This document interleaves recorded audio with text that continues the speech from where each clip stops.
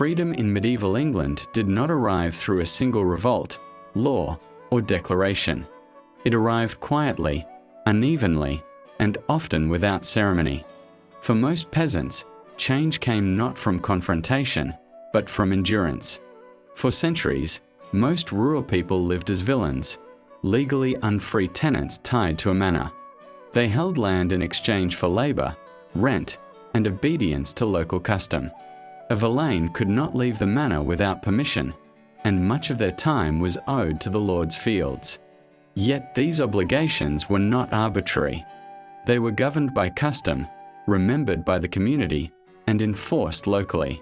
Stability, not oppression alone, defined the system. Population growth in the 12th and 13th centuries increased competition for land, tightening obligations and exposing the limits of the manorial system. Lords demanded more efficiency, peasants responded by negotiating customs, recording rights, and quietly resisting unreasonable demands through the manor courts. Freedom did not advance quickly, but the system began to bend. The Black Death accelerated what pressure had already begun. When plague reduced the population dramatically, labor became scarce. Fields stood empty, lords needed workers more than workers needed lords. Peasants found themselves able to demand wages, shorter labor services, or cash rents in place of unpaid work. Old customs became difficult to enforce when survival depended on flexibility. Authorities attempted to resist this shift. Laws such as the Statute of Laborers tried to freeze wages and restrict movement. But enforcement was uneven, and economic reality proved stronger than regulation. Over time, labor services were increasingly replaced by money payments. Obligations became contractual rather than personal. This transition did not free peasants overnight. Many remained legally unfree for generations, but their daily lives changed. They gained more control over their time, their labor, and their movement. What had once been service slowly became rent. What had once been obligation became agreement.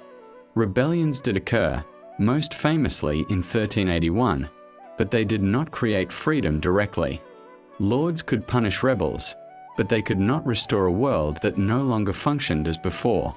Change continued quietly, shaped by markets, scarcity, and negotiation rather than force. By the late medieval period, serfdom in England was fading. Many peasants were still poor, still vulnerable, still dependent on land they did not own. But they were no longer bound in the same way. Freedom arrived not as a moment, but as a process. Not through victory, but through persistence. Medieval peasants did not overthrow the system. They outlasted it. They adapted as circumstances shifted, turning survival into leverage and habit into opportunity. In doing so, they reshaped rural life, not with slogans or revolutions, but with time. Here on The British Way, we explore history, places, and everyday life through calm, reflective films.